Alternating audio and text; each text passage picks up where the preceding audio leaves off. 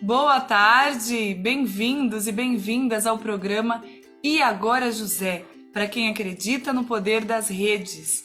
Hoje é o primeiro sábado que nós iniciamos na parte da tarde e vamos estar falando sobre um tema que chama bastante atenção: pandemia e o bom senso nos casos de família.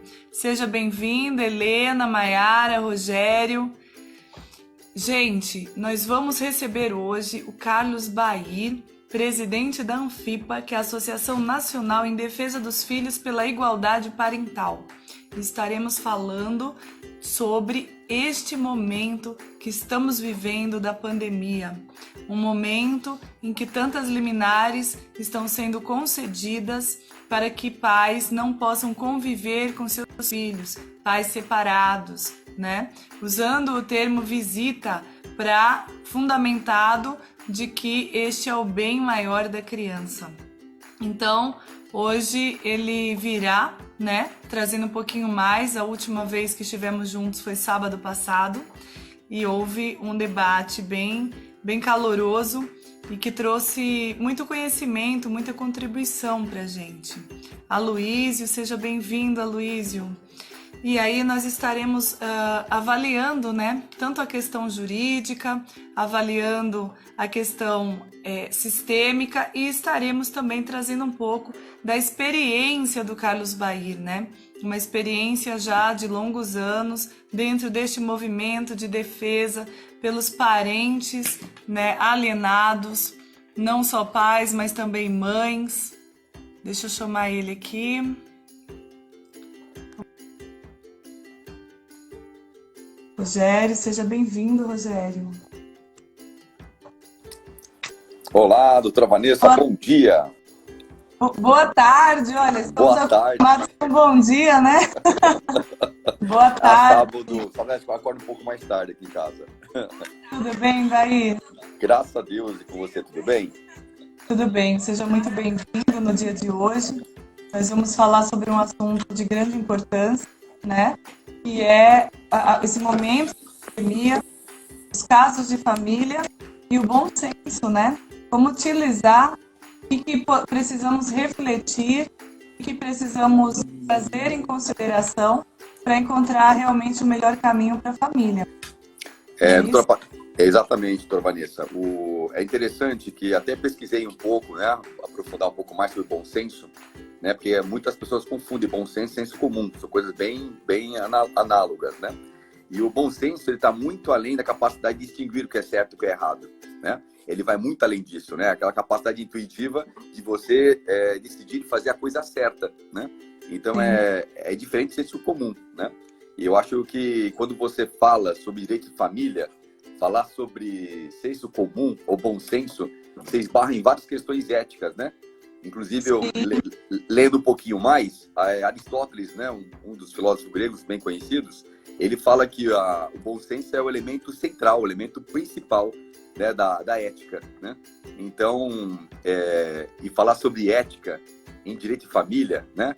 Especialmente entre as partes, doutora Vanessa Paiva, é um pouquinho difícil, né? A gente está acostumado de ver vários casos onde o bom senso, a ética, inexistem, né? Não existem. Muito pelo contrário, né? Existe muito conflito de interesse, o conflito da vingança, de você causar no outro um mal maior, não preocupando com a criança, né? Seja aí criança, adolescente. Então, é um assunto bastante interessante em tempos de pandemia. Falar sobre bom senso em épocas de pandemia, em direito de família, é uma coisa bastante complexa e bastante interessante. É um prazer estar aqui com você, poder conversar sobre isso. E o ponto-chave, que eu quero trazer aqui para a nossa reflexão, é o que realmente está no centro, né? O que está vigorando no centro das atenções das pessoas que estão envolvidas nesse caso. E aí nós podemos dizer que no centro está o ego. Se o ego não estivesse no centro, quando eu falo ego, eu fico olhar, mas não para si mesmo de forma profunda, como a gente inclusive incentiva que faça, mas olhar para si mesmo no sentido de atingir as suas próprias vontades, independentemente das consequências que a sua vontade pode causar. E aí, esse é exatamente o egoísmo, né? Colocar o ego e o egocentrismo também. O ego no centro das ações para atender suas próprias vontades, vontades que advêm de um desejo de imagem, um desejo de mostrar que tem poder, uma luta para mostrar que é mais poderoso, ou que consegue, que é melhor, né? Tudo gerado por uma atitude infantilizada. Então, veja que interessante. Se as pessoas conseguirem perceber isso, né? Ontem eu estava aqui na parte da noite, né? Fazendo aquela minissérie Doutora José da Penha, e aconteceu algo incrível. Eu acho que isso que aconteceu ontem pode ser trazido neste momento. Eu estava com bonecos, eu coloquei uma boneca, Mulher Maravilha, sentada no centro. Eu vi com a minha esposa, eu vi uma parte com a minha esposa. Eu tinha chegado naquela hora, eu vi. A Maria, que era a personagem que a gente estava avaliando, né? E a Maria, ela representava a vítima, ela representava exatamente essa pessoa que, enquanto se coloca como vítima, ela olha para o ego dela, né? E por causa do ego, ela vai lá e luta, e ela quer aquilo que ela quer, sem olhar ao redor. E aí, eu falando da Maria, disse que existe um acordo inconsciente entre vítima e agressor, né? E que a Maria, como vítima, necessitava de um agressor. E que alguém conscientemente ia precisar agredi-la. E sem querer, porque ficou muito claro que eu não tinha planejado aquilo, eu bati, gesticulando, bati a mão na boneca. A Mulher Maravilha ficou sentada no centro. E a Maria voou 1 metro a distância. Até no vídeo eu me assustei, né? Que eu olhei assim, né? E falei, nossa, eu bati na Maria ao vivo, né? Eu me tornei a agressora da Maria totalmente sem querer. Deu pra perceber, dá pra ver no vídeo. Claro. Mas olha que alegoria fantástica para mostrar como dá esse movimento nas relações familiares. Quando você consegue parar de olhar para o ego, então começa a nascer o bom senso. Não é isso? Então, você falou palavras chaves muito importantes, né? Você falou sobre o poder, né? E quando você... É uma relação de poder para muitos casais, né? Após a separação, quem pode mais, né? Quem dá mais, quem pode mais, né? E isso é muito triste, porque é uma relação direta do egocentrismo, você falou, egoísmo da pessoa, né? E a questão do ego. Então, tudo isso realmente relaciona diretamente com o que nós estamos falando aqui, né? A partir do momento que a pessoa quer ter uma disputa de poder, ela anulou a questão da importância do desenvolvimento da criança, qual é a importância principal, que é o cuidado da criança, dos seus filhos, né? Do filho, do pai, da mãe. Então, infelizmente, acontece muito isso. A gente, muitas vezes, até pela associação e pelo movimento de pais, a gente percebe que é um movimento bilateral muitas vezes também, sabe? Algumas mazelas conjugais não trabalhadas na separação perpetuam ainda no momento da separação. E, para mim, é um dos fatores mais agravantes para a coisa acontecer, dessa alienação parental acontecer propriamente, né? Eu estou tentando evitar o termo alienação parental, mas eu não consigo às vezes. Não é isso. Alienação parental é o termo que a gente quer mesmo divulgar. Né? A gente quer bater bastante nessa ideia. Então, o que acontece é exatamente isso, né? Essa questão da pessoa não saber lidar, talvez, com uma separação litigiosa, e isso continuar trazendo para a parentalidade, né? Você não separar a conjugalidade da parentalidade, que é um binômio que a gente já falou várias vezes aqui, para mim é um grande fomentador dessa relação egoísta, essa relação do ego, né? O egoísmo, né? Relação com o ego, né? O prefixo ego está no egoísmo, né? Então a pessoa tem um problema sério com o ego, né? Com o alter ego, né? E eu acho que nesse momento de pandemia está sendo muito mais evidente, está suscitando muito mais casos, né? Do que em momentos normais, né? Dias normais sem a pandemia, sem o confinamento, né? Eu vou falar numa experiência pessoal bastante interessante, eu acho que foi bem interessante. Eu sou pai de 3 filhos e a minha filha do meio, eu tenho uma ótima relação com a mãe dela, graças a Deus, é uma mãe maravilhosa e eu sou muito grato ter a mãe da minha filha ser ela. E ela, no começo da pandemia, eu combinando com ela que esse final de semana eu ia pegá-la, não sei o que, assim, Carlos, esse final de semana a gente vai ter que conversar, porque não vai dar para você mais ver a nossa filha. Eu falei, como? No primeiro segundo que eu vi, reação, a né? primeira reação minha foi assim, Choque. suscitou vários fantasmas, sabe? Começa a ver mais do que eu já passei. Eu falei, não, de novo não, isso agora não, né? E eu falei, de jeito nenhum vou ficar sem ver minha filha. De jeito nenhum. A primeira reação minha é de consternação e reprovação. Eu falei, de jeito nenhum vou ficar sem ver minha filha. Até porque tem uma ótima relação com ela. Eu falei, como assim? E aí a situação é bem mais complexa, porque ela vive com a mãe, com a tia-avó dela, tem 86 anos. A mãe dela tem problema, tem uma hepatite C, então ela entra como imunodeprimida, né? Uma paciente de risco, não, população de risco. Então, evidentemente, ela está preocupada em gerar o cuidado com a família, né? Uma vez que, por mais que eu não esteja contaminado, e muitas pessoas estão e não têm sintomas, né? Como você sabe muito bem, então ela criou uma barreira. E ela falava até meio que chorosa para mim, porque ela sabia que ia ser difícil, até para ela falar isso para mim, entendeu? E naquele momento foi difícil, Vanessa, de entender que ela estava querendo proteger a família dela, porque eu estava pensando na minha paternidade. E aí, qual foi o bom senso que eu achei, aliás, o meu senso comum? Eu falei, peraí, você está numa casa que tem vários quartos, você está numa casa, um apartamento bem grande, não deve estar agora em quarentena, e eu sei que tem uns 4, 5 quartos lá, então fica o grupo de risco no quarto e eu vou ver minha filha. Então, primeiro momento, eu estava pensando só no meu umbigo, entendeu? Na minha paternidade. E para mim era claro isso, era uma condição sine qua non. Eu vou ver a minha filha, você isola quem é grupo de risco, eu não sou grupo de risco, a nossa filha não é, você não é, então eu quero ver minha filha. E foi uma noite muito ruim, E chegamos até meio que discutir por causa disso, né? Porque ela realmente estava decidida, com muita dor, de cuidar da família, de não permitir mais sair. Mas aí, o que diz o bom senso? Medo, né? E o medo. É o medo grande, porque realmente, tanto a mãe dela como a tia-avó dela é grupo de risco. Mas onde eu quero chegar, que é interessante, né? Onde entra o bom senso aqui? Ela, de fato, ela não está em isolamento, está em enclausuramento. A minha ex-mulher é uma pessoa extremamente cuidadosa, zelosa, sabe? Ela leva à risca qualquer orientação do OMS, quer que seja, né? Ela é psicopedagoga, então ela tem um cuidado muito grande, ela segue realmente todas as orientações, né, que a OMS tenta nos passar, e, enfim. E ela está há 80 dias enclausurada. Então, eu também acredito que não seria justo, uma vez que ela está enclausurada, e eu não estou enclausurado, né? Eu passei, assim, quando começou a quarentena, eu tive uma perda radical de pacientes. Eu fiz terapia ortopédica, trabalho com terceira idade, né? Para quem está aqui conosco e não ouviu ainda. Mas então, meu trabalho radicalmente diminuiu muito.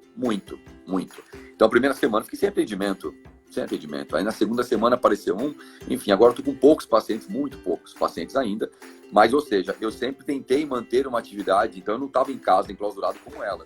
Então, eu não estava realmente eu não estava com o mesmo cuidado que ela estava tendo. Porque, de fato, ela não sai de casa, nem ela, nem a mãe. Tudo que vem da rua, vem numa área de serviço, é higienizado, fica lá de quarentena o alimento, para depois higienizar com uma pessoa que higieniza. Então, ela é muito cuidadosa, entende? De modo que esses cuidados eu não tinha. E assim, tanto eu como minha esposa, nós pedalamos à noite, bem tarde, quase madrugada, quando não tem ninguém, bota máscara, óculos, e a gente pedala próximo daqui, porque a gente precisa fazer uma atividade física. Então a gente procura respeitar o isolamento de uma forma que a gente também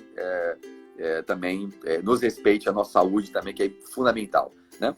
E o fato é que e depois, passado aquela noite turbulenta da discussão e da imposição, né, que não viria mais, eu pensei bastante, conversei muito com a Dani, minha esposa, e aí decidimos que a gente podia fazer uma outra alternativa, de a gente poder, eu poder vê-la sem poder tocá-la, mas eu queria ver minha filha, né?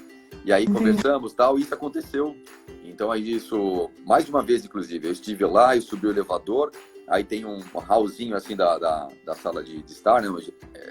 Sai o elevador, e ela tava com uma cadeirinha com a máscara, e eu fiquei na porta, tipo, uns 5 metros delas, né? E ficamos nos vendo, conversando, e aconteceu isso. Então, nesse momento é a saída, entende? Já jogamos stop, eu, minha esposa e meu enteado, junto com a minha ex-mulher e minha filha, junto aqui pelo WhatsApp, entendeu? Então a gente procura interagir, procura relacionar da melhor forma possível. E o bom senso entra nesse sentido. Por mais que é muito doloroso, ainda mais para mim, que eu sou fisioterapeuta, não é à toa, eu sou sinestésico, eu sou o cara do abraço. Eu gosto de amassar. Né?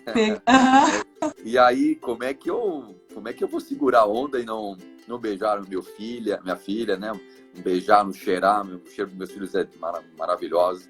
Então, como é que eu vou manter essa distância, né? Então, tem que ter o bom senso. Então, o bom senso somente existe por uma questão até de saúde pública, porque realmente, uma vez que eu possa estar contaminado e ninguém sabe, né, até que se manifeste, eu posso contaminar muitas pessoas e é por isso que está o que está, né? Porque as pessoas subestimam realmente o que está acontecendo do Covid-19, né? Realmente é um vírus de altíssima transmissibilidade. Ele não é tão mortal como é o H1N1, como foi uns 10 anos atrás, mas fatalmente a transmissibilidade desse vírus é qualquer coisa surreal. O tempo de sobrevida que ele tem nos metais, por exemplo, falaram que é 8 horas, agora falaram que são mais que 8 horas, né, de permanência, uma vez que uma gotícula, né, desse vírus é impregnado no ferro, no metal, né, quer que seja qualquer metal, ele tem um tempo longo, né? Então o corrimão, por exemplo, de prédio, de onde quer que seja, né? Então é realmente muito preocupante e é por isso que cresce muito, né? Enfim, uma contribuição da tentativa de ter bom senso em tempos de pandemia e que é bem difícil. Então, você vê que a tua história foi interessantíssima, né? Porque realmente a gente traz as questões jurídicas, né? A gente traz a questão de alienadores, que nesse momento de pandemia estão agora fortalecendo ainda mais esse movimento, né? Mas a gente também sabe que é real a questão do vírus e que precisa entender que é um período necessário para que as pessoas revejam e tomem cuidado com isso. Porque o teu caso é um caso bem emblemático, né? Se você brigasse aí, você não abrisse mão, de jeito, não, eu quero ver, eu vou pegar, eu vou... Entende? Olha em que situação ela ficaria com todo esse perfil que ela tem. O bom senso está mesmo em olhar para todos os integrantes, quem participa. Então, ela é uma mulher zelosa, uma mulher cuidadosa, faz todo esse procedimento. Como é que ela ficaria se você forçasse a situação, né, para poder abraçar a tua filha, para poder fazer tudo isso, ela com 2 pessoas nessa situação, né? Com certeza. Não, no dia seguinte ou 2 dias depois, acho que no dia seguinte mesmo, eu liguei para ela e me desculpei, até choramos juntos. Eu falei, desculpa, assim, eu entendo você, eu na tua situação também ficaria do mesmo jeito. E eu realmente percebi que quando ela falava assim com dor também, sabe? Ela não estava falando com imposição, com autoritarismo, ela estava falando com dor, entendeu? Sabendo que é muito difícil ficar longe dos filhos, né? E sabendo como nós somos, né, com a nossa filha, então ela também estava sentindo a minha dor, inclusive no falar, né? Mas tudo está resolvido, está tudo certo, isso uma hora vai acabar, né? E eu até vi uma mensagem de um grande amigo aqui, um irmão aqui, né, o Luiz Carlos Pontes, que está aqui com a gente, né? Porque realmente ele falou como sacrifício e de fato é um sacrifício mesmo, mas vale a pena, vai valer a pena. Até porque ela fala comigo toda hora, acho que foi ontem, ela pegou o celular da mãe dela, não tem celular ainda, e aí ela ficou conversando comigo, ela encostou assim do lado, ficou deitou no chão, e ficou conversando comigo, pai. Ela sempre falava que ela gostava de português, né? Ela começou a falar, pai, sabe que agora eu gosto também de ciência, eu sempre falo que eu preferia ciência que português, né? Pai, eu tô com você, sabia? Eu prefiro ciência que português. Português é muito chato, é muito sei o quê. Então, assim, tá uma coisa muito gostosa, por mais que nós estamos longe fisicamente, ela tá muito próxima de mim, entendeu? Como se estivesse na minha casa conversando, como era antes. Então, exigem adaptações, né, doutora Vanessa? Exigem adaptações e concessões, né? Concessões de todas as partes, né? Agora nós temos situações, aí, pessoas que não estão permitindo que o pai fale ao telefone. Aí sim é uma questão, porque eu tive algumas pessoas que me procuraram dizendo isso. Olha, a pessoa não atende o telefone quando eu ligo. ela não me retorna, eu não consigo falar. Exatamente, dona Vanessa. Eu conheço pais assim. Ontem mesmo eu falei com um grande amigo lá de Santo André, ele é também da Anfipa, da associação, e ele tem 2 filhos e passou pelo mesmo infortúnio.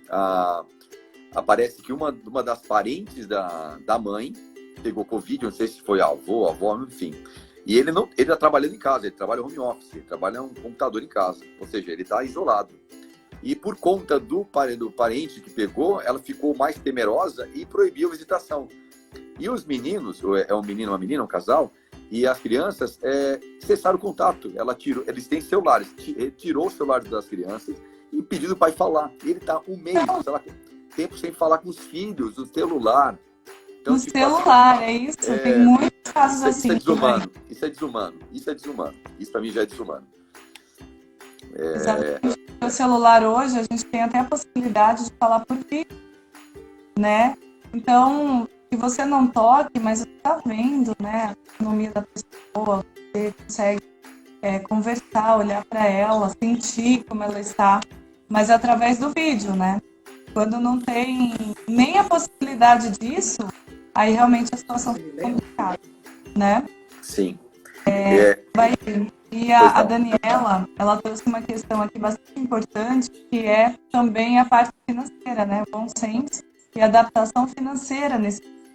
A gente entra um pouco na polêmica da pensão alimentícia, né? Sim, gerou polêmica da última vez, né? Eu acho que da mesma forma hoje talvez poderá causar, mas é porque é um assunto fundamental, né? Porque que tem que ser tocado, Porque assim, o que se entende de bom senso numa época onde há uma restrição clara do trabalho para milhões de pessoas em todo o planeta, né? Por um problema mundial, né? Assim, então, no meu caso, eu sou fisioterapeuta ortopédico, trabalho com terceira idade. Então, drasticamente, houve uma perda na minha movimentação financeira, assim, drástica, né? Assim como eu, tem outros profissionais autônomos que sofreram o mesmo problema, né? A mesma escassez de trabalho, e os comerciantes, né? Especialmente o comércio que parou, que teve que fechar. Esse público está pagando aluguel lá, está tendo ainda as despesas que costuma ter, né? Fixas, e ao mesmo tempo o rendimento caiu muito. De modo que, evidentemente, a esse comerciante pai separado, a esse profissional autônomo como eu, com pai separado, evidentemente, o valor da pensão alimentícia tem que ter um reajuste, tem que ter uma sensibilidade de todas as partes, tanto do magistrado, tanto da mãe que recebe, porque, convenhamos, doutora Vanessa, que uma vez que nenhum shopping está aberto, nenhuma loja está aberta, até os gastos com a criança também diminuíram, porque gera um processo econômico forçado para você até não gastar, porque você não tem nem como gastar também, muitas vezes, entende? Evidentemente que as coisas básicas de água, luz, né, alimentação, são coisas que realmente são básicas e salutares para o mínimo da sobrevivência humana, né? Só que é por conta disso que o valor, na minha opinião, deve sempre existir, porque não dá para extinguir pensão alimentícia. O pai tem que dar um jeito de pagar a pensão. Ficar sem pagar também é uma coisa que eu não defendo, né? Tem amigos meus, homens pais, autônomos, que estão sem receber e falam, eu não paguei nada esse mês porque não recebi nada. Eu sou contra isso. Eu respeito a opinião do colega, respeito a opinião desse pai, né, como sempre, mas eu discordo. Eu acho que você tem que fazer alguma coisa para você pagar o mínimo do que é básico para o seu filho e para sua filha. Não dá para ficar sem nenhum suporte financeiro, né? Agora, que há evidente diminuição da condição de pagar e também de receber, porque os gastos diminuíram, o recebimento também. Então, se existe aquele binômio no direito, né, da possibilidade, da necessidade, né, do alimentado e do não alimentante, então realmente os dois diminuíram, né? Certamente a mãe, para cuidar dessa criança, também não está tendo os mesmos gastos que teria para sair, para ter um lazer como ela tinha, né? E da mesma forma, o homem que fornece, o provedor, ele também houve uma diminuição, muitos deles, né? Outros não, mas já falou também do exemplo do funcionalismo público, né? Aqui no Brasil, que pode acontecer o que for, inclusive uma pandemia, que não vai ter redução de salário. Então, esse pai funcionário público, né, federal principalmente, ele tem total condição de manter e responsabilizar com o valor acordado, né, em juízo. Agora, um autônomo não tem como, doutora Vanessa, não tem como, né? Então, eu acho que são coisas diferentes. Eu acho que o pai tem que ter a sensibilidade de saber que mesmo em pandemia, mesmo ele sem trabalhar na função dele, tem que fazer uma outra coisa, tem que rodar a baiana, como fala uma paciente minha, que eu gosto muito, tem que rodar a baiana, tem que se virar nos 30 para realmente conseguir o mínimo, mas tem que pagar alguma coisa. Ficar sem pagar nada também não é legítimo, não é digno, né? Esse pai tem... Pois não. Essa é a questão do bom senso, né, Bahia? Agora, o que está acontecendo, e isso é muito grave, é que todos os pedidos desses pais em seara jurídica, né, pedindo a revisional desse valor de pagamento, estão sendo negados. Os pedidos estão sendo indeferidos, né? E aí a situação está se agravando porque eles não estão conseguindo pagar. Nós sabemos que a prisão civil é imperativa. É imperativa. Que vai acontecer. Então, a chamada pelo bom senso é até que ponto, né, criar situações para esses homens serem presos, né, algumas mulheres, a maioria realmente é homem, até que ponto, né, a falta de bom senso, de avaliar cada caso, porque no direito cada caso é um caso, né, como a gente já falou agora, o funcionário público não tem nada a ver, mas uma pessoa, por exemplo, como você, que é terapeuta, né, que precisa tocar em pessoas de risco, né, da terceira idade, então fica complicado. Sim. Isso é uma questão que está acontecendo aqui no Brasil e que precisa ser discutido, precisa ser levado isso, né, para que seja reavaliado. E tem só mais uma questão aqui, tem uma pessoa que está falando, né, que ele disse assim, que enquanto está tendo a conversa com o filho, mas no caso dele, por uma questão de sentença judicial, ele não está conseguindo também, ele é um desses casos, não consegue falar nem por telefone. E olha só, isso é uma questão que também muitos pais reclamam, né? Porque geralmente pedem um valor de benefício para ajudar a pagar babá. Então, quer dizer, esse pai teria condição de ficar com o filho, ele não fica com o filho e ele tem que aumentar a pensão para ter que pagar babá. Exato. Então, tem muitas situações assim. Esse que está dizendo que o filho passa o maior tempo com a babá e com o padrasto também, que já é uma terceira pessoa que era todo um problema sistêmico, né? Enquanto a mãe sai para trabalhar. Ele é privado de ter contato. E qual é o senso que existe aí, né, doutora Vanessa? Qual o senso, né? E para agravar, tem uma agravante ainda que ele colocou agora. Ele colocou que a babá vai de ônibus todos os dias. E que o namorado da mãe mora em outro estado e não se mantém em isolamento. E o pai, com embasamento de proteção dessa criança, não pode vê-lo. Não, o pai Aloysio é um pai que eu já tive a felicidade de conhecer no grupo, seu pai no visita, e é um paizão, um pai que dedica muito do seu tempo, é um amor assim explícito e infelizmente está sendo cerceado o direito de ser pai, né? É uma tristeza muito grande. E assim, o que você falou sobre a revisão, porque existe um pressuposto básico na revisão alimentícia, né, no direito de família. Eu estou bem longe, sou calor ainda, estou no terceiro semestre, né, mas ainda não chegou a tão esperada aula de direito de família. Mas uma coisa que eu já li, né, por autodidatismo mesmo, é um pressuposto básico que é o fato novo. Né? Uma vez que existe um fato novo, é indicativo, né, para uma prerrogativa para você entrar com uma ação, uma petição de revisional de pensão alimentícia. Como é que você pode ignorar o fato da pandemia, o fato de um profissional autônomo estar sem atendimento, dizer que não é um fato novo? Me procura. Sim. E é por isso que cada vez mais, doutora Vanessa, que a nômina atual da alienação parental é alienação parental judicial. Infelizmente, está sendo judicializada a alienação parental. Do modo que tanto o Ministério Público, muitas vezes, que endossa, muitas vezes, um pleito, uma falsa acusação, ou mesmo um pedido desse, indeferindo, achando que não é passível de correção, de revisão, o fato novo da pessoa que está sem trabalhar, de um comerciante que fechou suas portas, está pagando aluguel, e quer dizer que não, a pessoa tem que ser integral, 100%. Existe alguma coisa muito perversa nesse mundo que eu ainda não consigo distinguir, honestamente, Dona Vanessa, mas o fato é que existe, infelizmente. E aí tem uma outra questão também, que agora a gente vai misturar as duas coisas. Agora a gente colocou a convivência e colocou a pensão alimentícia. Agora eu vou misturar as duas. Quando, então, esse homem não consegue pagar a pensão alimentícia, exatamente por causa da mudança advinda da pandemia, e aí, por causa disso, ele é penalizado Exatamente. com a questão da Exatamente. convivência. Então, você não vai conviver com a sua filha, porque você não pagou o valor integral da pensão alimentícia.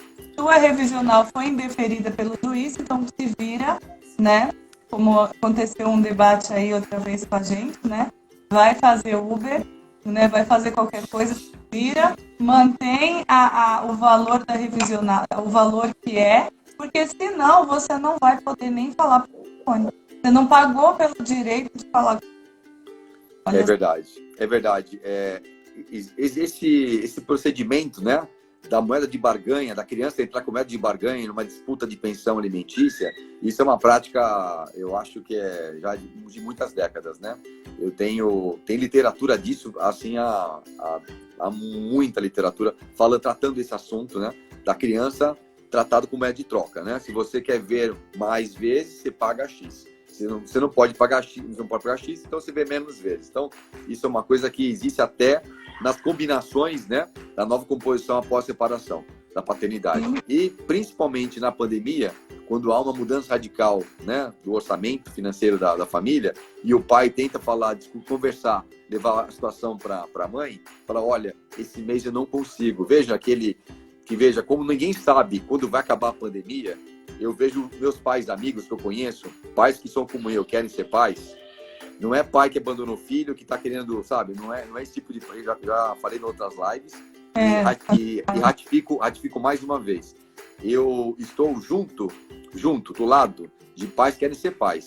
Tá? Essa redundância é necessária, cada vez mais se faz necessária, porque eu conheço pais, infelizmente, que abandonam os filhos, pais que não estão nem para pensão alimentícia. Isso é sabido também, isso acontece. Claro, mas vamos voltar na redundância daqueles pais que querem ser pais, daqueles pais que sempre foram conviventes aos seus filhos, sempre pagaram a pensão integralmente, e no momento como esse, que fechou as portas do comércio, por exemplo, que não tem aonde ter dinheiro, ele faz a tripa aos corações e paga o mínimo e quer oferecer para a mãe, olha, eu posso trazer até o alimento. Eu conheço pais, por exemplo, que não tem dinheiro, mas como tem um comércio, não sei o quê, eu trago comida. O que você precisa de comida, eu levo. Não, eu quero valor integral. Eu não quero em pecúnia, eu quero em pecúnia, eu quero dinheiro. Não me traga... Ou seja, a pessoa está tendo bom senso ou não está tendo bom senso? Tipo, que bom senso é esse da pessoa poder dar o que pode, ou mais do que pode, que é o produto de alimento, né? Alimentação, e ele não tem condição, não tem condição pecuniária de dar o dinheiro integral da pensão alimentícia. Então, eu conheço vários casos assim. Infelizmente, essa moeda de barganha, que já existia antes, após o término do casamento, agora, no momento de pandemia, certamente está muito pior, infelizmente. Todas essas coisas foram aumentadas, né? O Rogério Donizete, ele inverteu, né? Ele falou que se não tiver convivência, se não tiver convivência, também não tem pensão. Ele trouxe a inversão.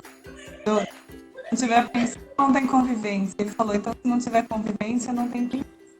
Eu vou pegar esse comentário, né? Vou também falar com a Luísa, a questão do Aloysio. Eu acho muito importante trazer e também é o assunto que a gente falou ontem à noite, né? No Doutor José da...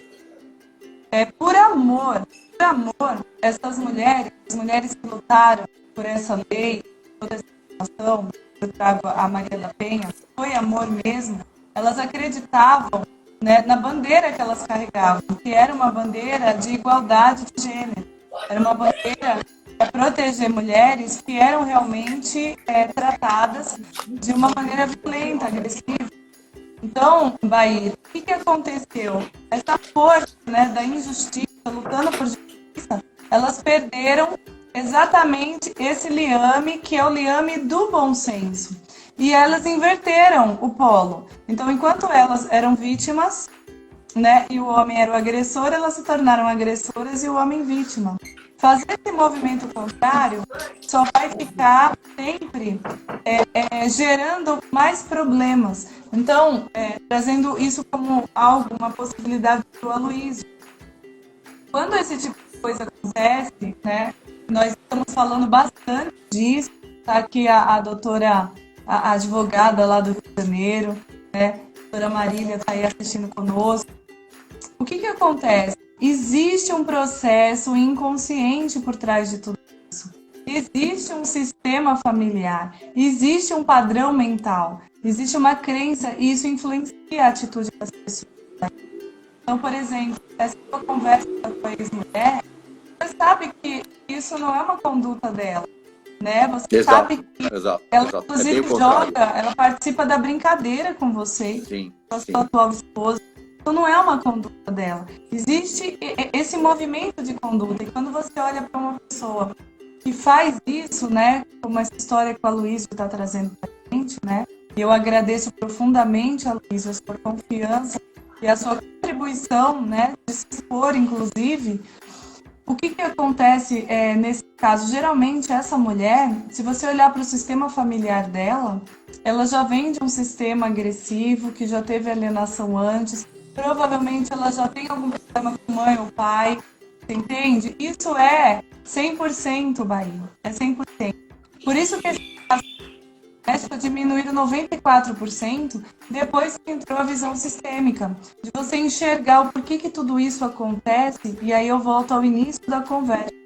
Quando você deixa de ser egoísta e olhar somente para o seu ego e passar a olhar para o todo, ampliar a sua visão. Quando você amplia a sua visão, você começa a perceber isso. E se você percebe isso, fica mais fácil de você trazer essa pessoa à consciência. Por isso que nós conversamos, né, Bahia? Nós estamos com resultados incríveis através da mediação de conflitos online que utiliza essa visão sistêmica. Então, aqueles que já despertaram para isso, que são operadores de direito, né, que câmaras de mediação, já estão aplicando isso e o resultado está vindo. Eu trouxe para vocês um exemplo da semana passada, de uma pessoa que era alienadora. Eu já falo era, né? Fazia 5 anos que esse pai não tinha contato com o filho, nem por telefone. Não, isso é incrível. Isso é incrível. E existia uma sentença judicial dando embasamento e fundamentando essa situação. E aí, essa mulher, ela veio, ela passou por mim, nós fizemos uma consulta, trazendo a consciência sistêmica.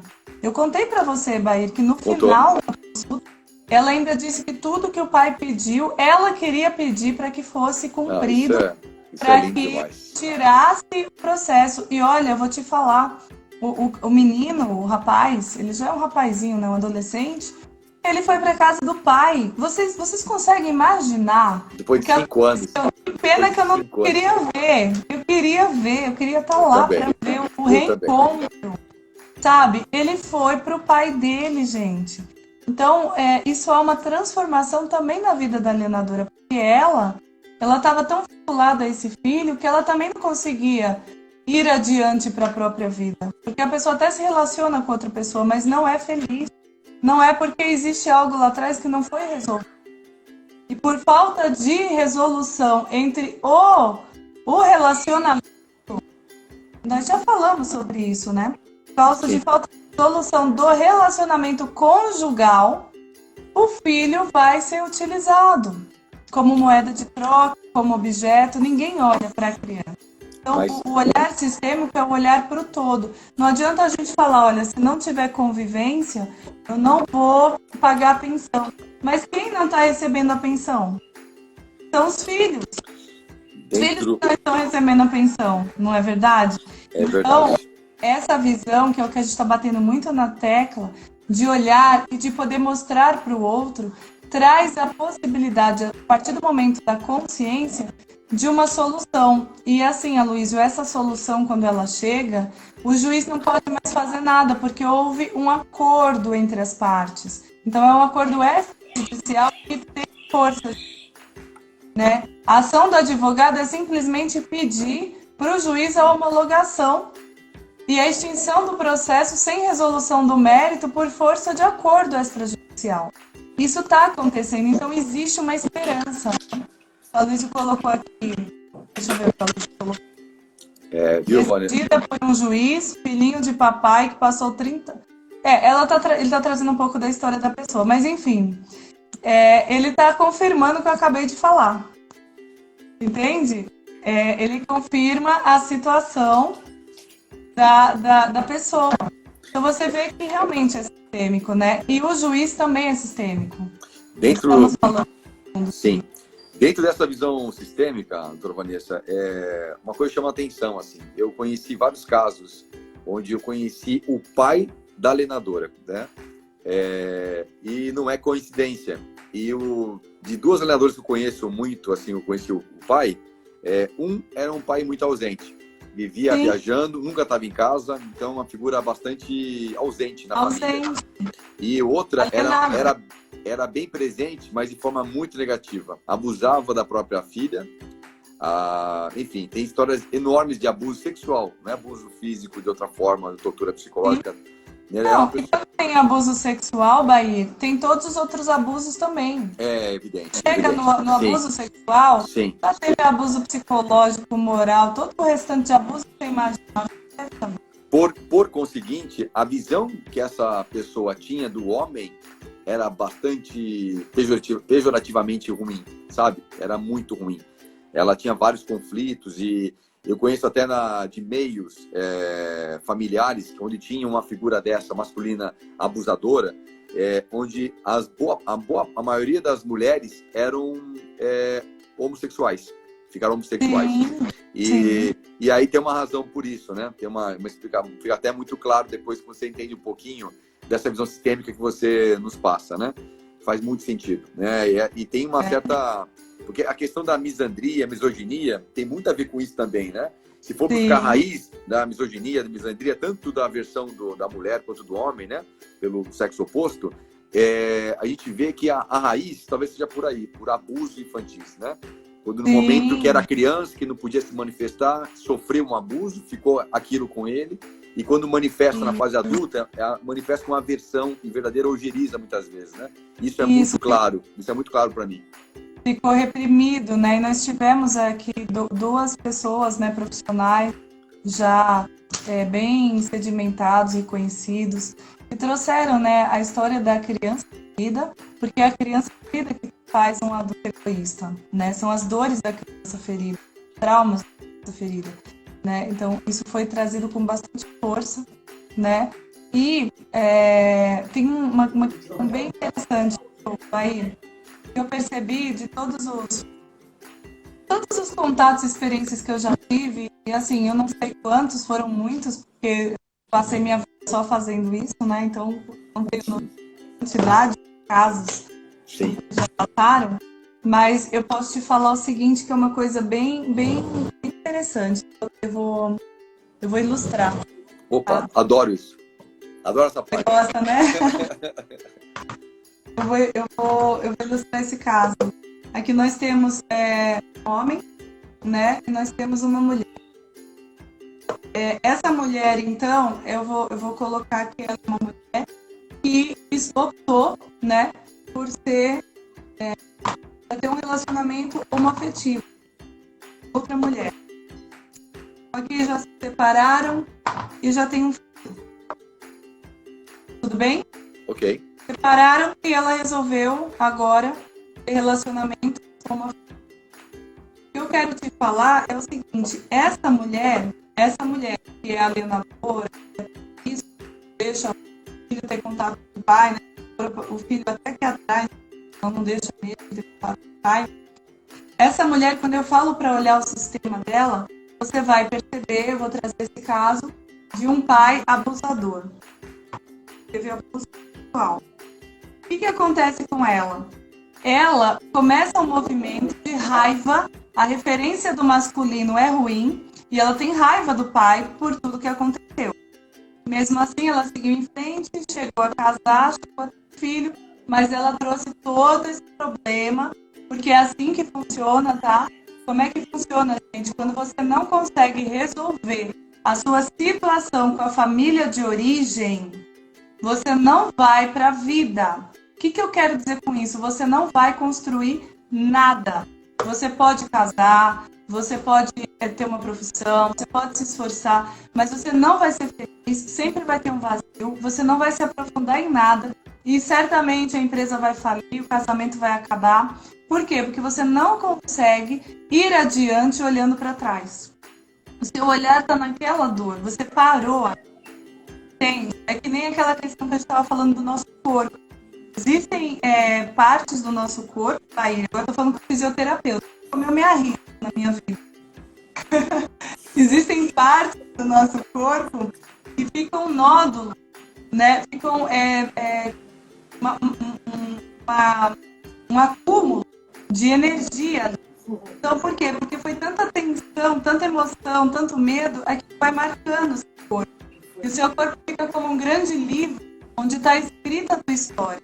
Então, dependendo do toque, da massagem, né, aquilo vai desencadear um processo emocional, porque ali é como se fosse um gatilho, né? Quando você toca, você tocou numa ferida, vai vir tudo aquilo que causou aquela parte do corpo tão tensa. Então, por que eu estou falando tudo isso? Olha o que eu quero revelar. Essa mulher passou por essa situação e agora ela vai aprontar com esse homem, tá? E ela tem raiva do homem. Só que, na verdade, ela não tem raiva dele. Ela tem raiva do pai dela. Exato. Ela tem raiva de quem veio antes ainda, que teve mais história ainda. Ancestralidade, né?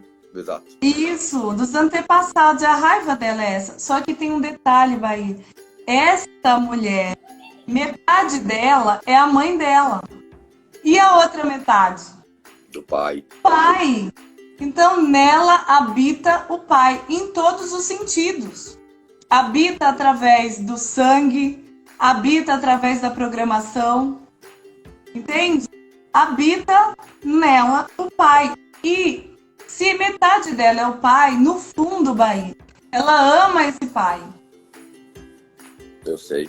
Eu vou trazer um processo inconsciente profundo, tá? Enquanto ela ama o pai, ela também odeia a mãe. Por quê? Por que ela odeia a mãe se o pai que era o abusador? Porque para ela, a mãe foi conivente. A mãe não a defendeu. A mãe permitiu. Ou a mãe foi coautora. É tudo inconsciente, tá, gente? Se você falar com ela, ela ama a mãe e odeia o pai. Mas no inconsciente, ela odeia a mãe. E o pai também. Perfeito. E o pai também. Fica claro isso. O que acontece com esse ódio todo dela? Ela deixa de existir, Bahia, porque ela é esses dois. Ela odeia ela mesma. Vocês compreendem que o ódio dela é contra ela mesma, porque ela é os dois? Produto deles. É produto deles, né? E aí, Rogério, eu estou compartilhando vídeos todos os dias, às 10 horas da manhã, no sábado às 2 horas, à noite. Eu estou compartilhando todas as noites a partir das 7 horas. Tem o canal no YouTube também. Tem o canal no YouTube também. À noite, sobre isso. à noite eu estou abrindo para vocês falarem comigo. Se vocês quiserem me mandar algo por escrito no Instagram, embaixo da minha bio, tem um link que você pode clicar e você conta a sua história, a sua pergunta. Eu estou respondendo, porque, rapidinho, é uma minissérie que chama Doutora Ilzé da Penha. E nessa minissérie, as pessoas participam da minissérie comigo. Vocês nunca viram uma minissérie dessa. Porque dentro da minissérie pode estar a tua história ou a tua pergunta. Então, as pessoas trazem isso, a equipe entra em contato com a gente traz, tá? E sobre a parte escrita, que ele está pedindo literatura, o próprio Vinícius Ferreira, né, que é lá da Pipa, ele vai estar, inclusive, a semana que vem conosco. Isso. E nós estamos organizando toda essa documentação para publicar em livros, publicar em artigos científicos, para poder realmente trazer bastante material sobre isso. Aí, voltando aqui, você entende? Ela odeia o pai, odeia a mãe. Então, ela odeia quem? No fundo, ela odeia ela mesma. Ela mesma. E aí, quando ela se relaciona com esse homem, ela espera que este homem supra a necessidade que ela tem dela mesma. Não é um relacionamento saudável. Aliás, Bair, quando ela olha para esse homem e ela se interessa por ele, ela não se aprofunda, ela não tem como se aprofundar e saber quem é ele. Ela se apaixona pelo que ela transfere, a imagem que ela gostaria que ele fosse. E ele nunca vai conseguir ser, porque ele não tem nem ideia do que ela gostaria que ele fosse. Verdade. Ele é ele. É verdade. Com a convivência, ela descobre que ele não é o que ela gostaria que ele fosse. E aí, todo esse ódio agora potencializado é contra ele. Ela não enxerga o filho, ela só quer destruir o ódio que ela tem de si mesma que está transferido nele. Ele é o espelho do ódio. Que é um desejo que é manifestado somente quando há separação, muitas vezes, né? Às vezes havia tentativa durante o relacionamento, uma vez que foi findado, aí pronto. Aí é um prato cheio para ela colocar tudo que ela te guardava, né? Tudo. Agora é a hora que ela acredita que é a cura. E durante a briga, Bair, olha só o que acontece. Ela começa a perceber que o feminino, ela começa até com doenças, tá? Ela começa a ter doenças femininas. Tem doenças específicas por causa do feminino, né? Câncer de mama, câncer do colo do útero. São doenças que são criadas por mágoa, por toda essa angústia do feminino. Porque ela foi violentada. Então ela acha que o feminino é muito frágil. Ela começa a ter raiva da fragilidade do feminino, da vulnerabilidade do feminino. Então como que ela pode ter alguma chance de sobrevivência? A única chance de sobrevivência... Nossa, eu vou dar uma pausa porque essa foi demais. O Aloysio colocou assim, hashtag Vanessa Paiva, deputada federal 2015. Já tá tendo campanha. Vou voltar aqui. O que acontece? Presta bastante atenção, Aloysio. Aloysio, ó. O Aloysio me colocou deputada, já entrou na minha mente. Vai. Opa. Essa mulher começa a desejar... Presta atenção, Bair. Olha só. Com raiva do próprio feminino que existe nela, ela percebe que o feminino é frágil e vulnerável. Com raiva disso, para que isso não aconteça mais, ela começa a desejar ser ele. Ela quer ser homem. Perfeito. Porque se ela for homem, só assim ela vai ter chance de sobreviver. Conheço casos assim. Conheço casos assim, doutora Vanessa. Conheço casos assim. Muitos. O homem é agressor, mas ele sobrevive. Então, tentando destruí-lo para ser ele. E aí ela começa a se interessar por mulheres. Ela vai se relacionar com mulheres. Ela vai ser o papel do homem. Ela não vai ser mais mãe dessa criança. Ela vai tentar ser pai. Toda vez que ele tentar se aproximar, é um concorrente. Porque ela é o pai. Ela começa a dizer que é pai, né? Nossa. Pai. Nossa, eu tenho raiva dessa palavra. Eu também tenho. Somos dois. Por que eu tenho raiva? Porque ela estraga tudo. A mãe é algo muito sagrado. E quando você fala que é pai, você matou a mãe, matou o pai, matou tudo. É verdade. Você é mãe. É verdade. Mãe sagrada. Mãe que tem um papel que o pai não cumpre. Por que não cumpre? Porque ele é pai. Então, cada um no seu lugar, tudo flui e tudo é maravilhoso. Só que as pessoas não enxergam. Então, rapidinho, Bair, quando a gente traz essa consciência para essa mulher, e eu vou te falar, Bair, tenho muitos casos de mulheres que chegaram para mim nessa situação. Quando elas tomaram consciência, o relacionamento acabou. Claro. Eu lamento, mas acabou. Porque ela entendeu. A sua própria identidade. E ela olhou para esse homem pela primeira vez na vida. Eu tenho um caso, Bair, de pessoas divorciadas nessa situação que aí casaram e me chamaram para o casamento ainda. Eu acredito. Casaram. Porque a primeira vez ela viu ele. Ela nunca tinha visto esse homem na vida. Isso é tão real. Você faz filho com pessoas que você nunca viu. Por quê? Porque você só olhava para você mesmo. Não aprofundava. E no que você projetava. Olha no olho. Você só vê o que você projeta nele, né? O que você quer projetar, como você falou, né? Não a pessoa como ela é propriamente, né? Exatamente isso. Rogério, eu tenho um artigo que foi publicado porque eu sou colunista do Espaço Mulher, de um jornal que é a Gazeta. Até hoje eu sou colunista desse jornal, ele sai mensalmente. Teve um artigo que eu escrevi que foi a polêmica das polêmicas, né? O nome do artigo era O Conto de Fadas ao Avesso. E aí eu trazia exatamente isso. O que era o conto de fadas? Era a criação daquele castelo maravilhoso, com encantado no cavalo branco de asas, coisa maravilhosa, coisa de desenho da Disney, mas o castelo era de areia. O castelo era de areia, porque o príncipe encantado, eu até coloquei no artigo, o príncipe encantado do cavalo branco não existe. Ele não existe. Eu falei, agora o sapo existe. Existe o sapo, existe o homem, que não é príncipe, mas que é o que você precisa para ser feliz, para se desenvolver, para construir uma família. Então, ele não é príncipe, mas ele é exatamente o que você precisa. Nós precisamos nos relacionar. É necessário para a raça humana o relacionamento. E a gente se desenvolve através do relacionamento. Olha só, olha só, 2022, presidente. Pode falar, vai, eu já vou para presidente. Não, assim, quando você, presidente,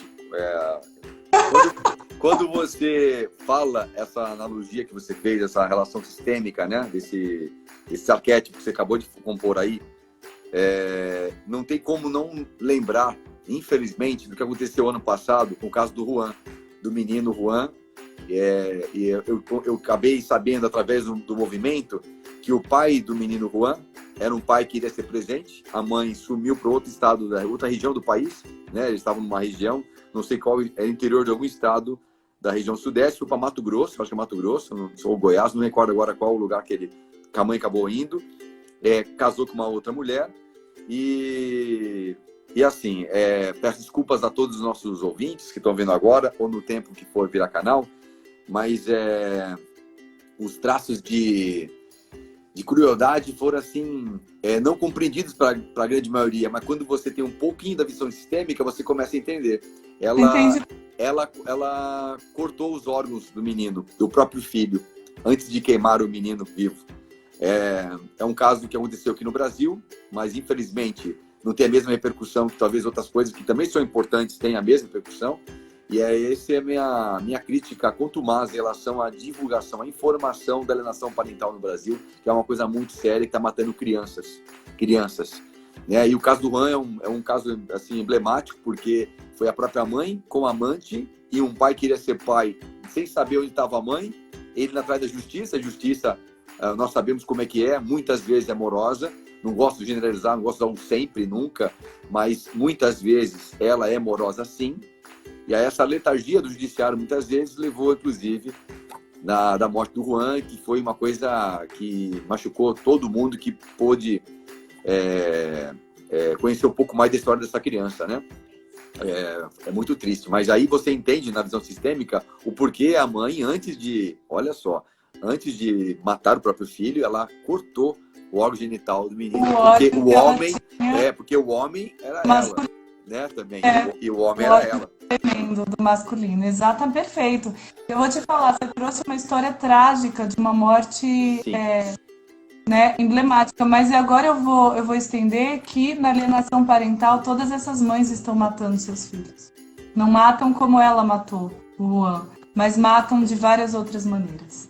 Então, aos poucos eles vão morrendo, aos poucos eles vão deixando de ser eles mesmos, a alma deles vai sendo rasgada, porque é assim que acontece, e dá para enxergar quando você abre um campo morfogenético para olhar. Sim. E eles vão morrendo de depressão, de ódio, de raiva, e vão matar, porque quando eles forem constituir família, eles vão fazer isso com a esposa, com o marido, e isso vai, nesse emaranhamento familiar, vai indo cada vez mais adiante. Eu vou agradecer a presença de todo o grupo. Estou fazendo a hashtag Daniela ama Bahia, muito bem. Campanha boa, verdade, vou entrar na comunidade. Foi um prazer estar com vocês. Uma honra estar com você novamente, Bahia. Imagina, a honra toda minha, que é isso. Vou te deixar aí com as considerações finais. Eu acredito que você tem 2 minutos. Bom, Primeiramente, sempre agradecer pela oportunidade de conversar sobre temas tão... Oi, o lindão aí. 30 segundos. Opa, rapidamente. Então, agradecer a todos que estão aqui conosco. Para mim é realmente uma honra poder conversar com você, aprender sempre com você. Eu tenho um carinho e respeito muito grande pela constelação familiar e o direito sistêmico vem integrar tudo isso. Muito obrigado pela oportunidade e sempre acabar com a mensagem de esperança a todos os pais e mães e avós que estão longe dos seus filhos, seus netos.